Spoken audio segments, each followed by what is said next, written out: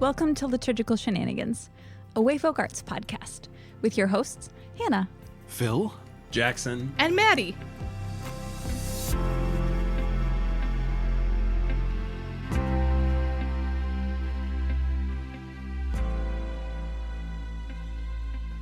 Hi! Hey everybody, welcome back to Liturgical Shenanigans. we are so glad that you are here. And some of us are queer. Oh, jeez. We're I don't know where you all are at in listening to this particular podcast. It's not one that is particularly bound by time, though when we are recording it, we are amidst Lent. And amidst fasting practices of some sorts. We already done, if you are kind of keeping us up with us as we go, we've done a couple episodes on Lent, on fasting, etc. And now we're kind of turning to something not necessarily tied to that, but something loosely associated with it, and the topic of food and kind of sacramentalism around food, a lot of different things around food. Well, and I think when a lot of people hear the word fast, food comes to mind. Yeah. Fasting Fast from food. Fast food, I suppose fasting that too. from food, specifically fasting from fast food is often a Lenten practice. Oh my goodness, my brain isn't working tonight. I know. It's because I don't know. I don't know either. But Mine either. to get us into the topic of food, I am going to offer a translation of a little bit of Isaiah 55 that I did for a class. And hopefully, if you've been following along with some of the work we've been doing this particular Lent, you know that we've been dwelling in Isaiah 58 quite a bit, where Scripture talks a lot about, it's kind of God having a conversation with the people of Israel about the sorts of fasting that they are doing and what's the sort of fast that God is actually asking for. And just a couple chapters previous to that, Isaiah paints this really beautiful image of abundance and God's provision for us, and the sort of life-giving power that the word of God has when it is spoken from God's mouth. A word that fills and gives food to the hungry.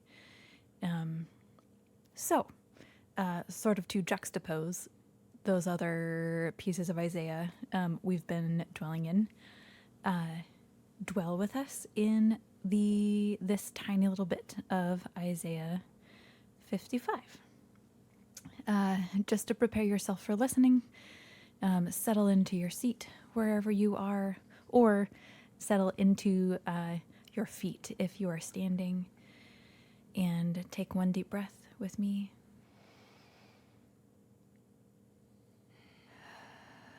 Slowly out. Hear these words from the book that we love, from Isaiah 55.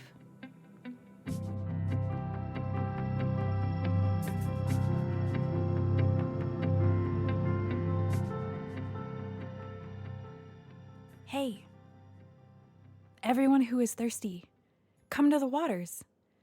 And whoever does not have money, come, buy and eat.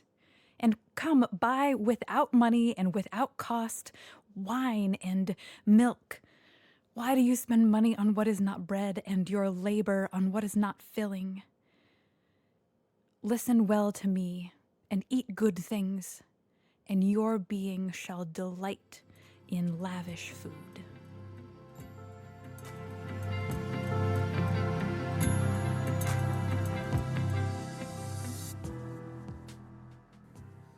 That feels sort of juxtaposed with where we're starting. It's delightful to have the juxtaposition of like delighting in lavish food.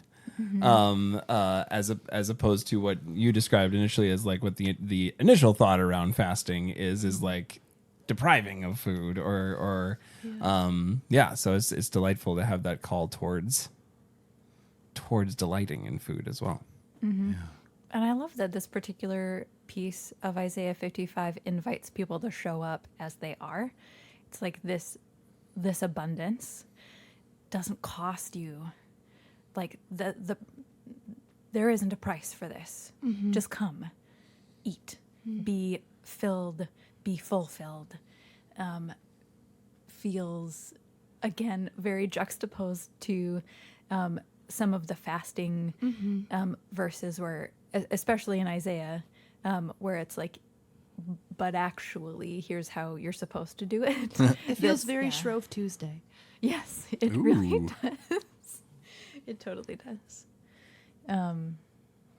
But I feel like when we approach that fasting, there's sort of like we talked about this previously, but there's like a good enough idea to people's fast, especially around Lent. Like here are the sorts of things you are supposed to do.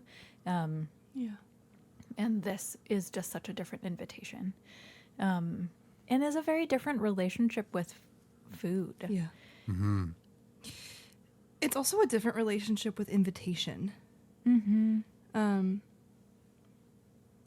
What would it be like to trust that you can come as you are and there truly is no cost and you still get to enjoy the thing? Yeah. I think too, like Lent becomes really quickly toxic diet culture, or it can. And this turns us to a different way, but in a non-judgmental way. Yeah. Because it's also not overindulgence either, which can be another kind of toxic practice depending on the circumstance. Yeah. Well, yeah, and it's a good reminder for all seasons too, because food is one of the like often used pieces of ritual propage for church, certainly in communion and things, but also it's like a fun, like it's a on a base level, it's what we all do all the time. You know, there's most days, many days, if you are yet alive, you are engaging with food in some way. And so it's kind of one of those universal things that we can all gather around. It's also one of the, like, depending on which sacramental tradition you come from, it's one of the main ways that God chose to represent God's self is through something mundane, the eating of food. And so the lingua franca, or the ease of access, or the vernacular, I defined it. You all can't see the glances that are going back and forth when I use big words. Was it for me this time? It was from Phil this time. At Maddie to see if it was coming from Maddie. This kind of unifying element. Je ne sais quoi. Je ne sais quoi. Okay. The unifying element of food was picked for ritual because it's a unifying element. And so if we throw up a bunch of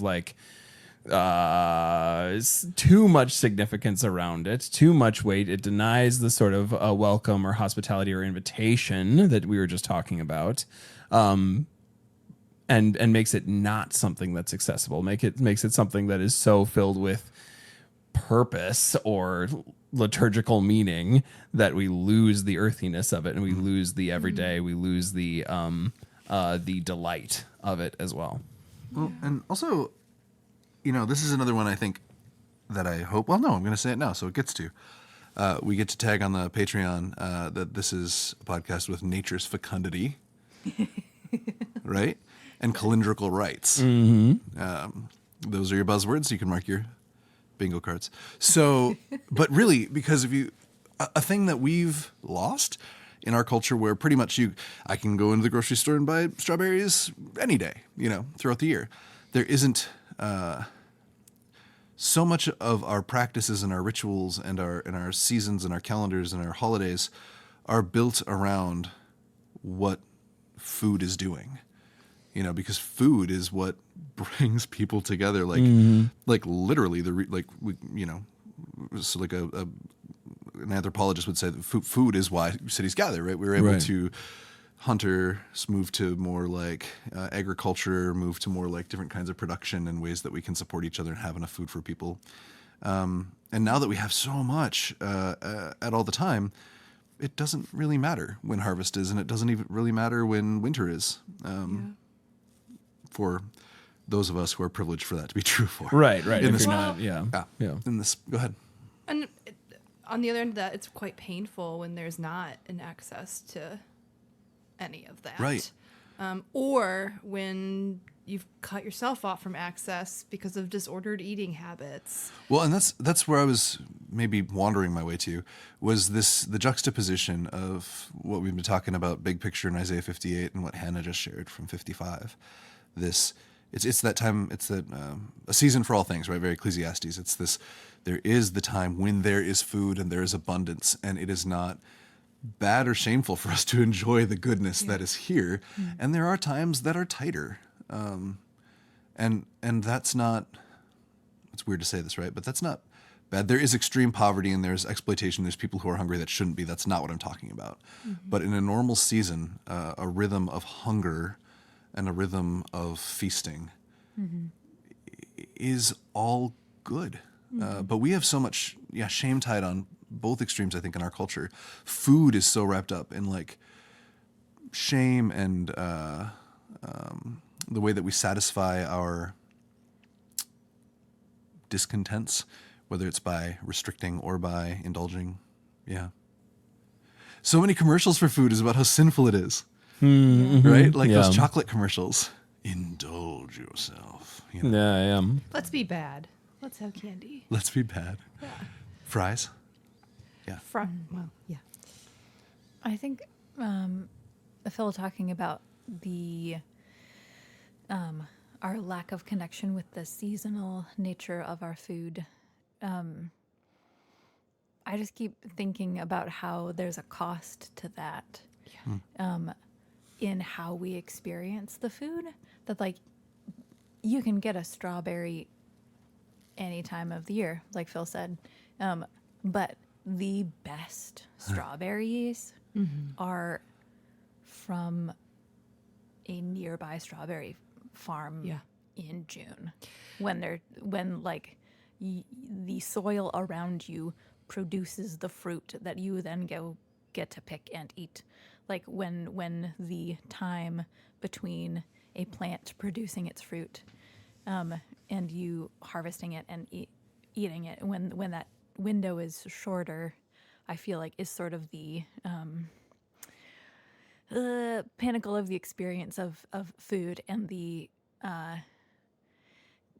calendrical nature of harvests. We have one friend who there are a lot of apple orchards here in Michigan, and she will only eat apples when they are in season in Michigan. So like she will go to an orchard and pick a bunch of apples, and those will be the apples that she will eat through the winter. But then like once they're gone, she doesn't have apples again. She doesn't eat apples again until the next fall when she can pick them, which I think is such an interesting practice, because it does connect her with sort of nature's rhythm that Phil was talking about, that it's here and we're going to enjoy the thing in front of us while it's here, but then when it's gone, we're going to mourn at its lack. But that makes the moment when the apple harvest comes so much sweeter, because we know that rhythm is worth waiting for. The relationship with that food is worth that rhythm of feast when it's here, or just like goodness, partaking of the goodness when it's here, and being okay to wait when it's not here. Yeah. And for those who would like to celebrate the coming of the apples, what episode was it that we did the apples? The first one, the high holy season of apple picking. Do we know what number that is? It was episode 1. of Jackson's season going 2. to insert It me was saying the correct episode answer 1 right of now. season Right. 2. Yeah, see? Episode 1 of season 2. There you go. Yep. Mm-hmm. Okay, now we're going to edit back to the original recording. For sure. Yeah. So, Not going to happen. yeah. Well, that's lovely. And so I think about with the culture we're in today, I think it's easy for me to want to go like, and so like, I think what your friend is doing is super cool and really appealing to me. And I want to check that too, because it's like my draw to like, well, what if we do that? Let's do it and resist. But also this is the culture we're in. And so, I mean, we can, I guess a curiosity I have is with so many of our rituals having been developed in a world that was much more bound to what is available than we are.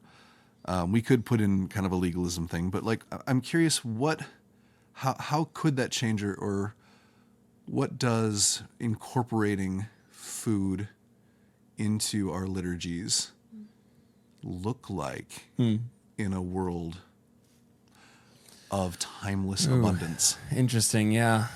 That wasn't the direction I thought you were going to go. I had something ready for the direction I thought you were going to go. Oh, take that. Pretend I asked that question. No. You can edit Let's that stick in with later. your question. Okay. Yeah. I'll ask the question you wanted later. I think I think the naming of sustenance is still important. And I think that's something maybe that is more elusive. In situations where you can get something out of season quite frequently, and also where because all these sort of festivals, all these traditions, certainly Isaiah 55 is imagining coming to an abundant table during a time of harvest, right? Which Which means everyone came to town to hire people to go out and harvest, which means everyone came together around harvest time. So I think trying to target where that is in life is the building block of a new ritual, and adding on the extra layer of food. So you have to try to target a moment in life where the community gathers around food. You're talking about Thanksgiving? And maybe talking about Thanksgiving. I mean, I don't know that people would choose that moment, though. I know my brain just went like, so the church should follow the Hallmark calendar is what we're saying. I mean, no, not necessarily, because the But Hallmark that's where my brain went right away. Was right. like, oh, well, wait because a minute. Thanksgiving is based on a harvest ritual as well. So it's now based on something that is not actually the reason we're gathering. It's like its foundation has been taken out from under it. So like, when do we... I don't know that we necessarily have to answer this question here, but like, when do you eat food with friends together? It probably happens more often, or maybe sometimes it doesn't. But like, this is a bad example. But like, when you go bowling, you all, as we all do, you would get food together. Or when you go to a movie, you all eat popcorn together. Or when you like, I don't know. You guys come to our house every week. Yeah, to eat food we with gather us. together for food. Like there are ways for you to kind of grab those moments. Half off apps at Applebee's. Half off apps, all those sorts of things. You Dollar, never mind. Yep, that too. And so I wonder about bringing in those moments that would maybe be considered profane in the theological use of the word, like mundane life moments when you gather together for food, and then bring them into your church services and your ritual moments, and make it less about these kind of like sort of faux rituals around like, and when we gather together at home around our table, let us remember your gifting of the bread for today, and make it more like, and when we gather together around popcorn during a movie, let's remember this meal that is also given to us. So like trying to, for me, it'd be trying to find what the new foundation is where we gather together around food, in a sort of like a ritual regular sense, and then trying to build our church rituals or reverse engineer our church rituals into those moments. Yeah.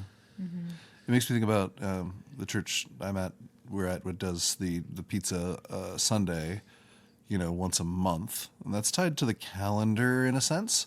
Yeah. A regular rhythm of making sure that the family, the church community, has an opportunity together. And I think of the churches I grew up in and potlucks and those sorts of things. Not thinking of those as liturgy when I was a kiddo, for sure. I definitely do now. Yeah. Yeah. I have a thought, but I don't know if it fits. So I'm going to say it.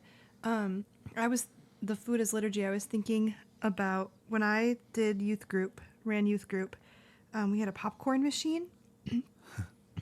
Why are you laughing at me? Because I hated the popcorn machine I had at a different church. I burned the popcorn. It smelled so bad. I hated that thing. I don't think we tried to clean it. I couldn't figure it out. Your popcorn's great. Carry on.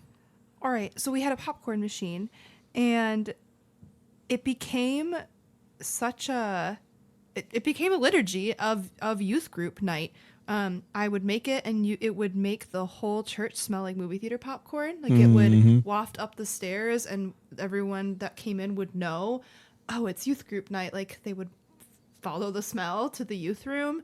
That's so cool. On nights when we didn't have it for whatever reason, whether because I didn't pull it together and replace the popcorn bags from Gordon Foods in time or whatever, there was rioting. It was not youth group night without the popcorn.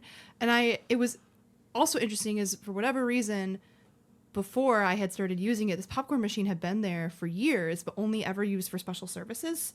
And I was like, why is it lying dormant? Like, there's no reason. Dormant? Anyways, it became such an important part of the ritual of Sunday night. And the meaning of the night would change for kids if we didn't have it, which is just interesting. But also, opposite of that, another part of the night that was really important is church members would cook dinner for the kids and come and serve it to them. Yeah. And that the popcorn and the dinner were, if you ask them, what is your favorite part? Why do you keep coming? It was those two things, popcorn, dinner, and specifically that it wasn't just pizza every single week. I did not want pizza every week. It was someone made them a home-cooked traditional meal from their family and then told them about the meal and fed it to them. And that is so lovely, and I really had never thought about it as liturgy until this moment. Yeah. But it wasn't named as such, but it was, and it was really meaningful to that rhythm. It's still tied to a calendar. It's still on Sundays, but it wasn't, I don't know. I don't think it was traditional in a non-traditional way, I guess. Yeah. That's like a thing I'm noticing about so many of the examples we're naming are like food. Food is the vessel for connection. Yeah.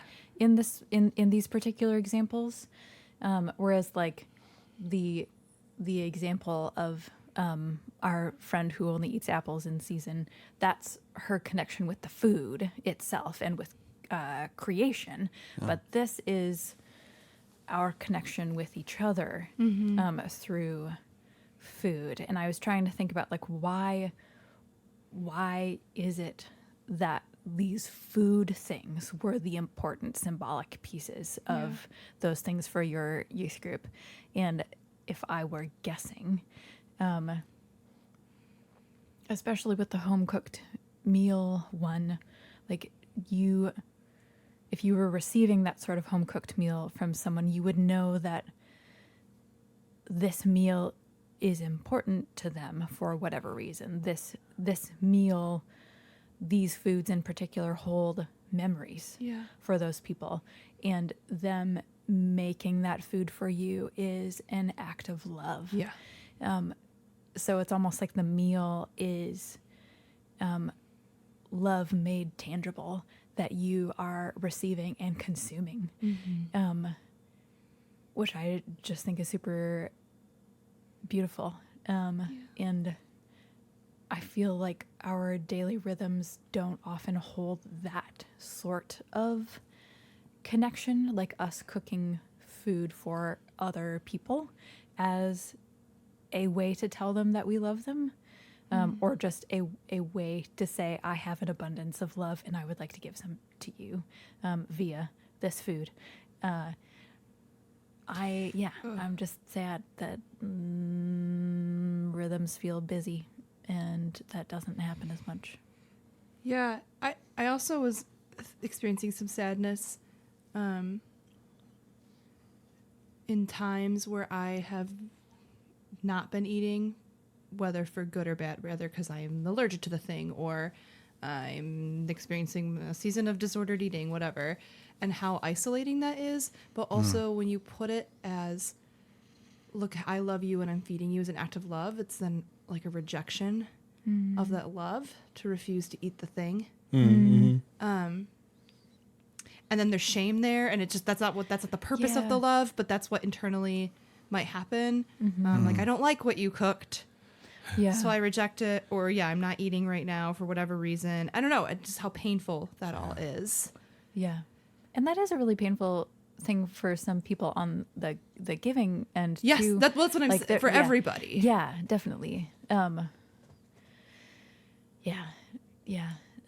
And what do we do with those moments? Yeah. Because they exist. Yeah, absolutely. And to hold those moments with enough grace to say, I, maybe as the receiver, I recognize that this is love, and I would like to receive the love even though I can't receive the food right now. And for the giver to say, my love still goes out to you even though you can't receive the food. Please still have this love. The love, you receiving my love doesn't necessitate the eating of the food. Right. The food Right. is just a symbol and a vessel. This is like the consent And- thing. Yes. Yeah.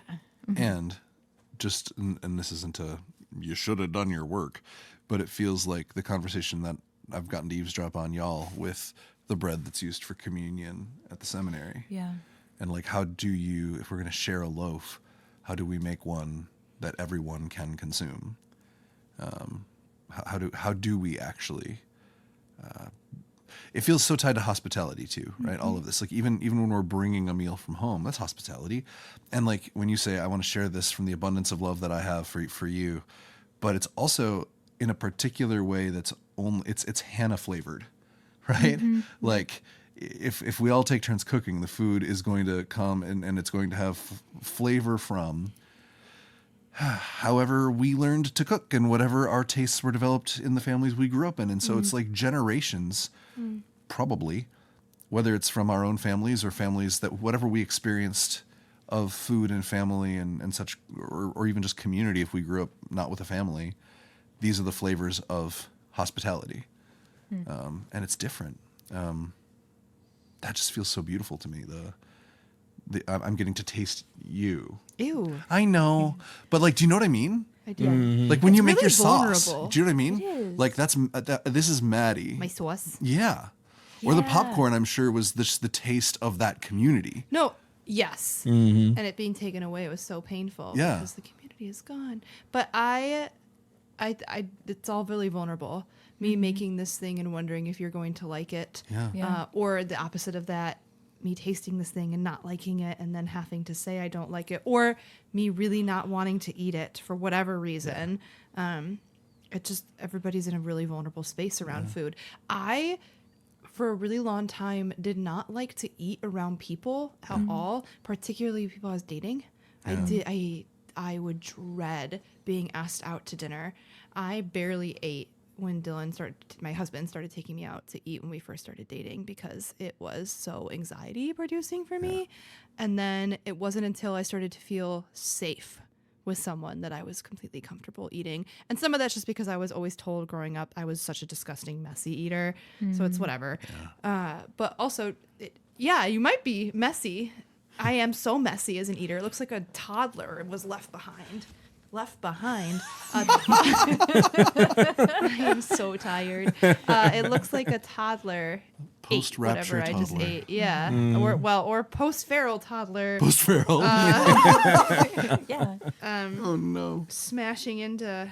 My child just had mac and cheese tonight, and it was just everywhere, and it was beautiful. I will never shame her for it. It's lovely. I love it, but it is sometimes an act of vulnerability.